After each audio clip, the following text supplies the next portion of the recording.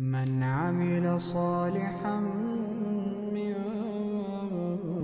ذكر أو أنثى وهو مؤمن فلنحيينه حياة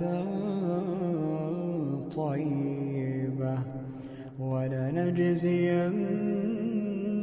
أجرهم بأحسن ما كانوا يعملون. فإذا قرأت القرآن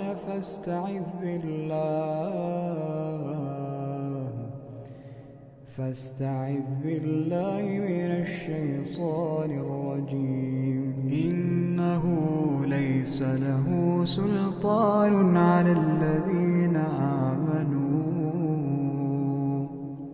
وعلى ربهم يتوكلون.